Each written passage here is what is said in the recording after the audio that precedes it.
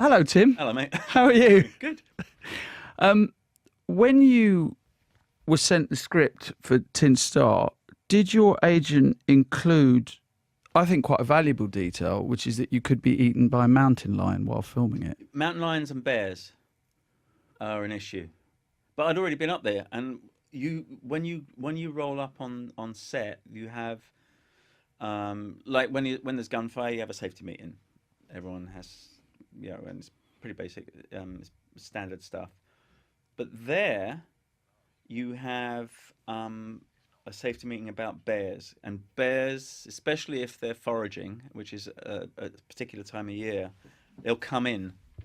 They'll come in and they will, because the catering, they come in for the food, and you could actually end up being food if you're not careful. So there's sprays, there's different sounds, there's What's the sound? different theories about how to keep them away. Is the I've- sound an electronic sound No, or a sound you have they to have make? like air like Right, okay, an air horn horns type and thing. stuff. But That I doesn't- saw it when I was working up there doing a thing years ago in the winter again, about the gold rush, and I saw a couple of bears at base camp by the trailers. Yeah, they come in. But the mountain lions freak me out even more because you was saying that they hang out in the trees and then drop on you. The tourists don't know. They usually lose a couple of tourists a year, and because they're cats, so they're up in the tree, and the tourists are never looking up to be careful. They're always going like that, and it's not. They will actually land on you apparently. Is this the most dangerous set you've been on potentially? No, it's What's the most dangerous set? What's more dangerous than bears and mountain lions? tornadoes. Ah, Weather's generally actually snow. If you're up in the Rockies, you want to be careful because there was an actor I worked with on another job, and he was taking a pee on what he thought was a little tree. He was in the snow and he's having a quick pee between takes, and it was actually the top of a huge pine tree, and he fell right down. They had to get the safety guys in with harnesses and pull him up. He fell about 30 feet down because it was the top of a tree, not the bottom of a tree. does make for a great anecdote now, though. Yeah, To be I fair, thought it was good. which he tells him and his family. Never heard of again.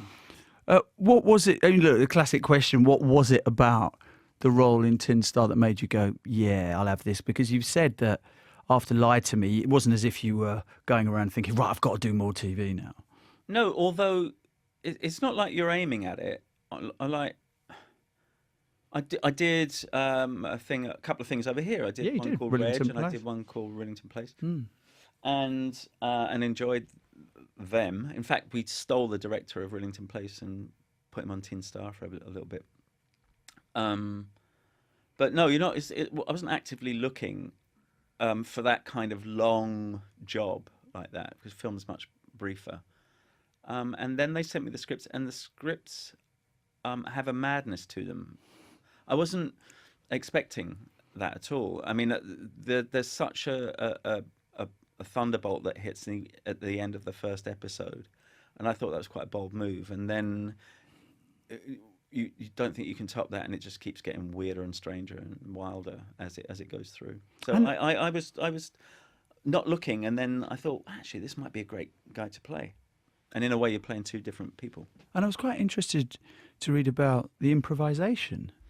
Yeah, that normally is not. I mean, I definitely we got away with a bit of that on Lie to Me when I did that before.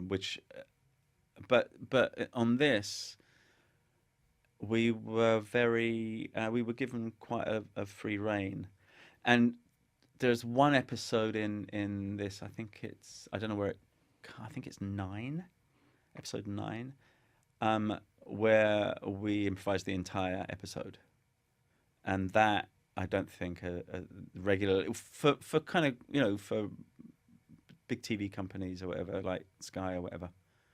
I think that's quite unusual, and they let us go for it. It was cool. Do you feel out of your comfort zone doing that? Or No, do I you feel very more comfortable? inclined to have a good time. That's my. I like doing that. I mean, you improvisation is crap if it's not structured. If it's not, if it otherwise it's just a bunch of actors being a bit daft and getting carried away with themselves. But if there's a reason for it, and if and there was very much a reason for us aiming in that particular episode. It was with a little boy, and almost a different cast were involved in it, and so we really kind of could. It felt right to play at that point. But they let us throughout Tin Star. They let us go for it. You know, we got smacked around if it was crap. I mean, definitely. But. If to describe Tin Star to someone in a sentence, how would you do it? I haven't got a clue. I mean, it is bonkers. It is. It's brilliantly bonkers. Yeah, but it's vicious revenge, is what it. I mean, have you seen all of it? No, I've seen the first two. Well, I haven't even seen those. You don't watch any of yourself, no. do you? But I know that with this, I mean, it gets wild because they rub him up the wrong way, this guy, and you don't want to do that. No, because there's obviously some darkness in that guy. Got a bit of that going on. It's really, I guess, reminiscent, I guess, of Banshee. Have you seen Banshee on TV? No. Again, another police chief who can be incredibly violent and has a very dark past. Yeah. You know. Yeah. Why don't you watch yourself? I got bored. I know what I look like, and so I think well, it's not bored. Bored's kind of that's being frivolous about it, but really it became about. I mean, everyone's a critic, so but you're your own worst enemy in that regards. When you watch, you analyze. I tend to anyway. We overanalyze when we watch ourselves, and there's nothing you can do about it. As soon as you leave the set, it's for the editor and the director and the sound guys to make the show or the film. There's very little that we can do to affect the performance. So the performance is what you've given, and I tend to just move away. I just move on to the next thing, and I don't read reviews. I don't good or bad. I hear. Stuff gets back to you from when you go grocery shopping or whatever, but truly, I just leave it be. I'm done. Is that something you've learnt to do because you're thin-skinned? It was I learned. No, I stopped about the time. It was about the time when I directed. I dealt with that, and I did all the tours. I did all the press and all that. And I watched that film, which I'm very proud of, but then I stopped. It was about that time. Occasionally, I get trapped. Like if I'm at a film festival or something, and you're introducing the film, and you can't get out, and then you have to sit there. I squirm and I cringe all the way through. I can't watch it anymore. It's actually not for me. It's for you guys. It's actually. It's not. The entertainment isn't for me. It's for you. It's your work. Once I'm done, I'm done. Yeah, my kids watch stuff, and they let me know if it's any good. What's your relationship like with fame and celebrity? When you have both, but you don't want either. I don't mind it. I mean, you don't expect it. The thing. It's not what I got into it for. I just thought it'd be a really great job. It almost isn't a job. I mean, it's fun. And that was seeing Ray Winston in Scum. That was seeing Ray do Scum. I thought, I want to do that. I really want to do that, and I want to do it that way. He really changed my life, and then directing him, he really changed my life, Ray. But I wanted to. I thought, wouldn't that be great? Phil Daniels is another one. Where you just went in Quadrophenia, and you just wonderful stuff. So, and then I got lucky. I got absolutely lucky and got Made in Britain, and that was that. Were you? But I with regards to fame, I didn't. You want it a bit because you're a kid, and when you start, you think, "Oh, I'd be really great," and then it quickly becomes a very secondary issue, like way down. On your importance list. In fact, it's a bit tricky because it stops you from experiencing life, which you need to if you're performing, if you're acting. So it gets in the way of you doing your homework a lot of the time. But you're adamant to live as normal life as possible. You don't. I get away with it. Yeah, you don't mix in Hollywood circles, do you? You're not hanging out with. I've got a couple of mates who are famous, and that's only because I worked with them. So we became friends as a result of filming together. Like on the Hateful Eight mob, you know, we're ridiculously fond of each other. But no, you know, I tend to, if you keep your head down and move quite quickly, you can get away with having a bit of a life. Yeah, unless you're someone like Sam Jackson, in which case you're. I don't know how he gets about, but he tends to. Serious? There's a couple of people I know. We were talking about it this morning, me and a friend out there. There's one woman that I know who's super famous, who has disguises, and you would never know it was her, and she really stands out, and you would never know. But she said the thing is, if you get busted wearing a disguise, it's even worse. You know. What kind of disguises? I'm not saying. But come she on. goes out. She's out and about. You could be sitting next to her and you wouldn't know. She's very clever. Little things. Yeah, cool. I don't know if that answers any of your questions. Yeah, it completely does. What do you think you and Tarantino share? Are you kindred spirits, or are you opposites attract? I think you know what I think he was, and we talk about. I mean, he has a rep company basically. He has a group of stock actors, which he adds to and takes away from. You know, but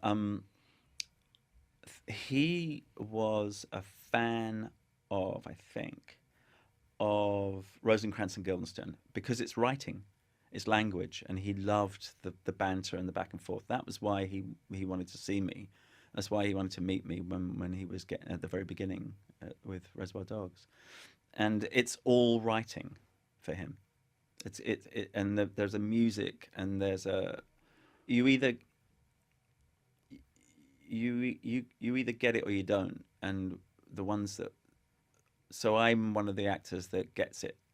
I understand his rhythm and his music and how he the structure of his sentences and stuff. I'm constantly surprised by them, but I get them, and a lot of it really is that. I mean, he'd rather put his words in the sort of hands of people who understand it, and I think like Sam's his leading man. I mean, that's just his guy, but it took him 2 films to find him, but he found him. You know. Are there any Tarantino films where you've gone, oh, I wish Every I'd been in single that? one. We want to be in all of them, and we want to be in it all the time. Every actor who works with him, just like, oh man. So if your phone lights up and his name comes up, you're like, yes, please, you know. Oh, sorry, Tim, wrong number. Yeah, right. Yeah, like that. But we're all like that. Like I saw him. What's the one you're most gutted to not been in? What's the one Tarantino film where you would go, oh, I would if Kill I had Bill. What?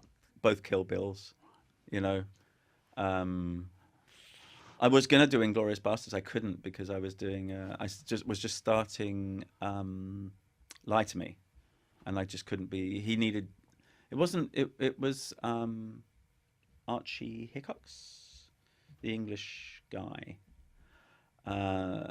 It was that role, which is related to the role I played in Hateful Eight by birth. He does that a lot with a lot of his characters. But yeah, I was going to do that, but I couldn't. He needed. That was his weather cover scene, and he needed me there for 3 months in Germany or whatever. And I That was Fassbender's role, time. was it? I don't know. I think so. Yeah. Yeah. So it gave you Michael. How? Oh, yeah, but how much does that hurt saying no to Quentin Tarantino? Oh, it was. Well, I was pissed off. I was in Paris, and we were chatting on the phone. I said, I can't do it. It's not fair. And I was angry. I was angry because I wanted so badly to do it. We all do. Like, we had a big get together the other night because it's 25 years Reservoir Dogs.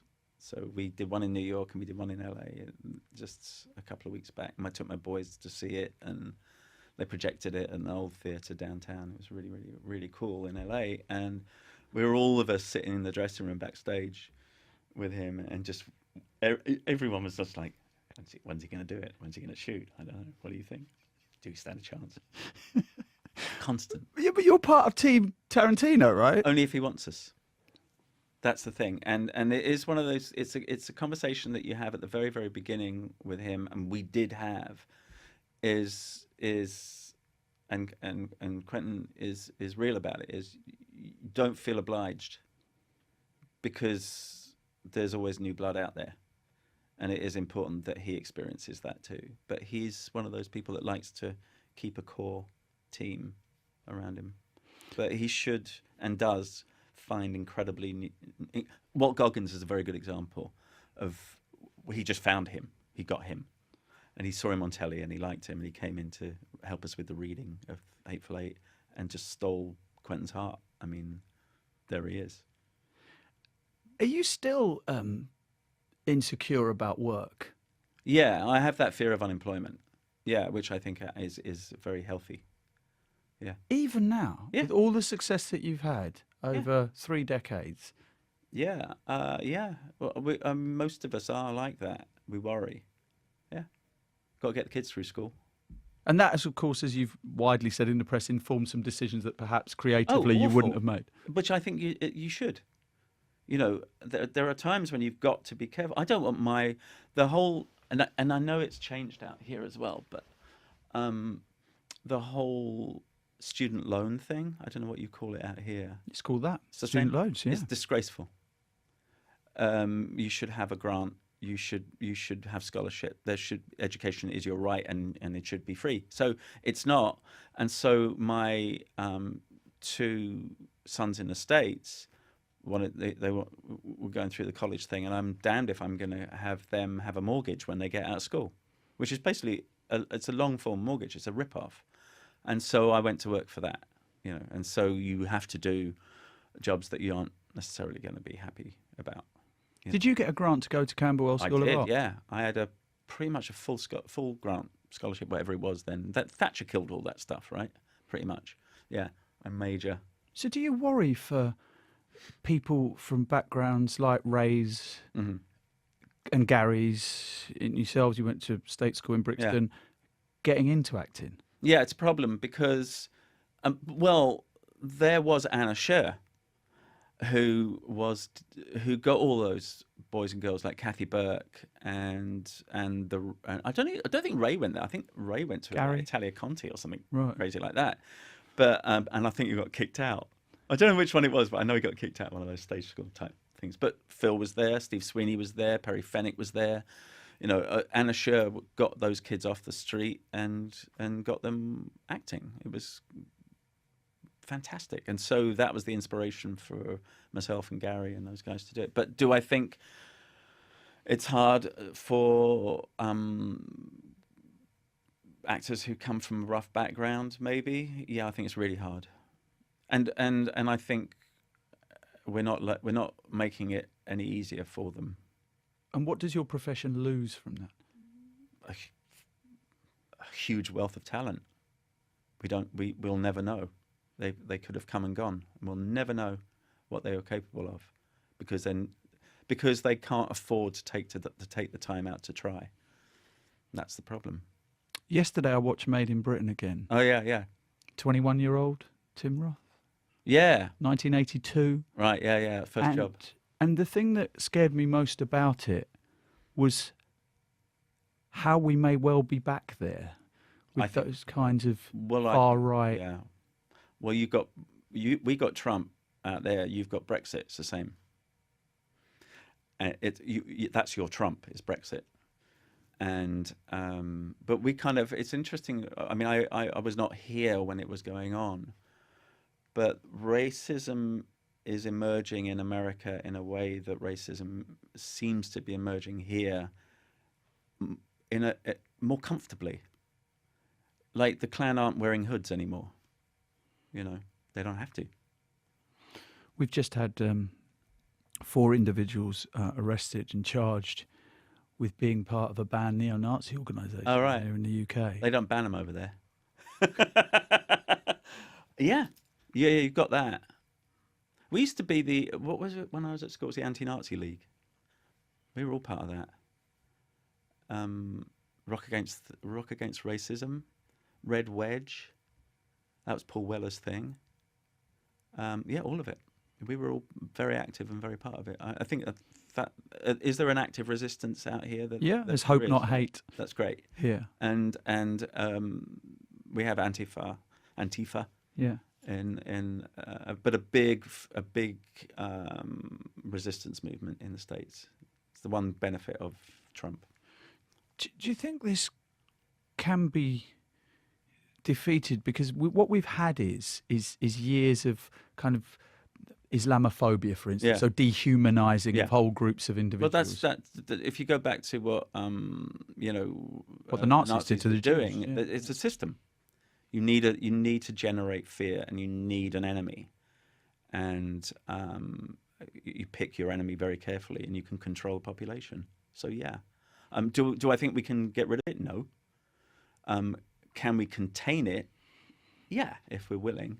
Yeah, I think we can contain it. Are you an optimist by nature? Do you think that we will prevail?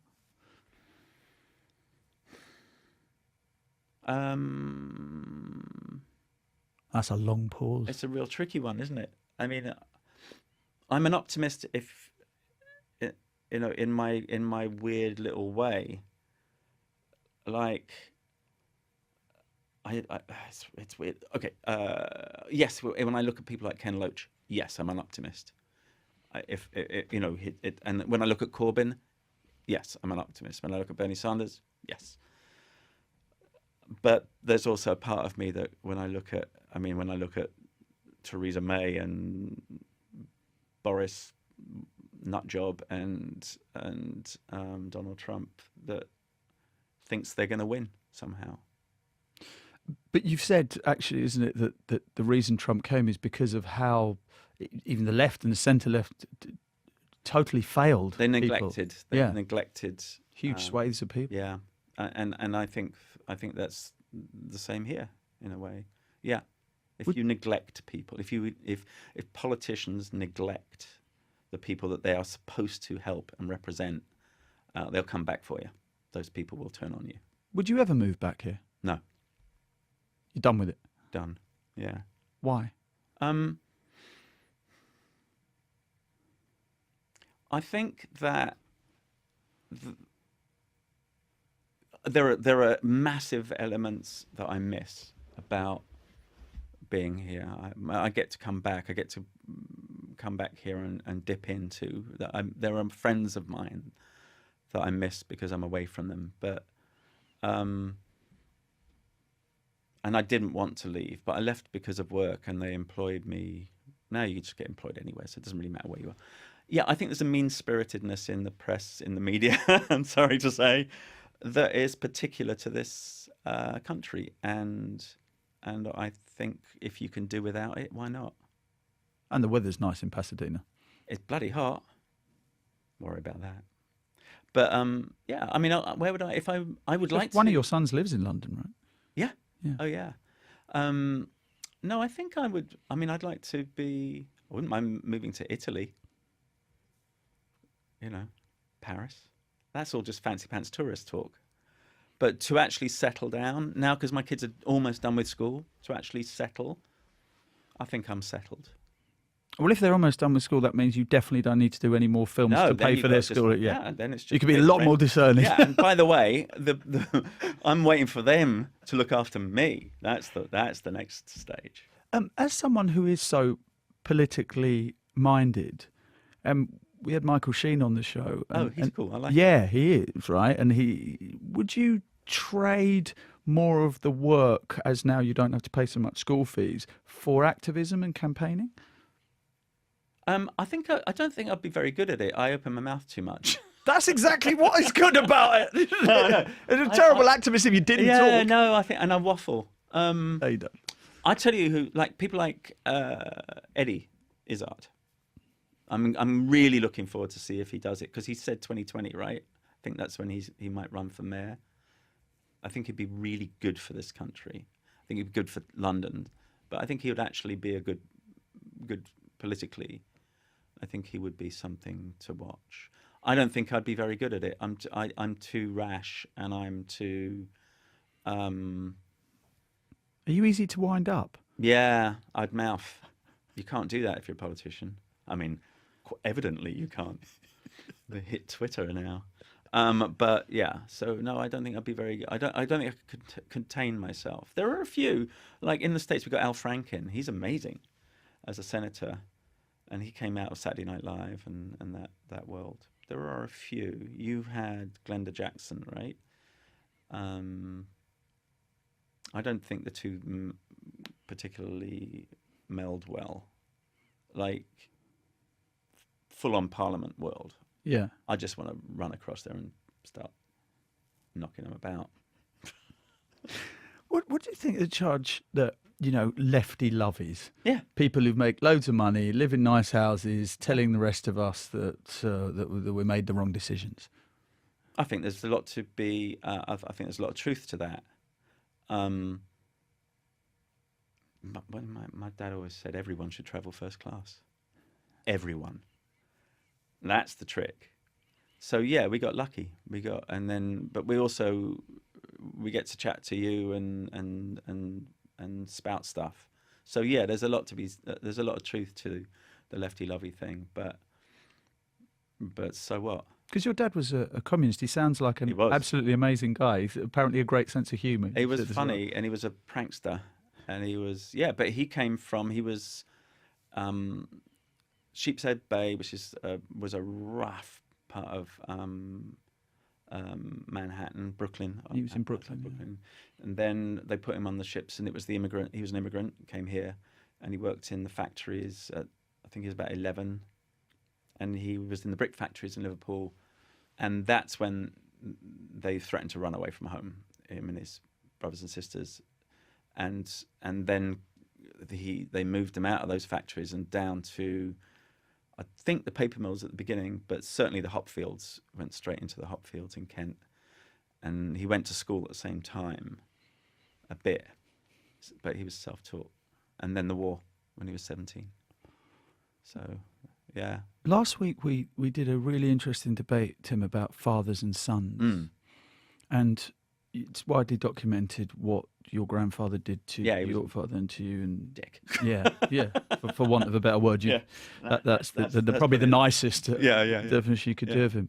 How do you think he broke the chain of abuse? How did he make sure that what was visited upon my him, dad, wasn't visited on his own children? He didn't. Oh, he broke the chain, as in he wasn't an abuser, but he just went inside himself. He didn't. There was, and the British are really crap at this. But and when I was growing up, it was the case. Nobody had counselling, nobody had therapy. That was what Americans did, and it was kind of pretentious. Now that's changed, and that's very, very cool. There is some kind of therapy available to people, unless these guys just scrap it, NHS, right? So, but that was not available to me. You just had to make do. My dad drank himself into a hole. That's how he dealt with it, and that's what killed him. I got a bit of help. First of all, I made a film about it, and then. My mates who were working with me on the film put me with a great shrink in London while I was working on it, and I just figured that you could do that. I mean, and as a parent, you're successful and you're not successful. It's a roll of the dice. But did he ever say? Because we had this conversation about the generations, and there was a lot coming out from men who were saying that their fathers were just not of a generation that would have ever said "I love you, son," or give you lots of hugs and cuddles. It just wasn't. My dad was up for that. Okay. Oh yeah, he wasn't that person. No, and I am that. With my boys. So how did you break the chain? Because you've talked widely about how your grandfather was abusive to not only you but to your father. Well, I don't know who else he was. He might have been. It might have been other people. I don't know. He never got nicked. There was no reckoning for him at all. He should have gone to jail. But the thing is, the problem with it is, I kept the secret. and this is the thing that people who are getting raped or whatever by family members or whoever, you just go to the police, make the call, easy. You think it's hard and it's not. All you got to do is speak. But they take your voice away. That, the first acting gig I had was to let the world think that wasn't happening. That was my first acting job, was performing his innocence. And of course, I should have just nailed the bastard. But that's what you do, and it just takes a bit of somebody who's been down that road to give you a hand, to be vocal.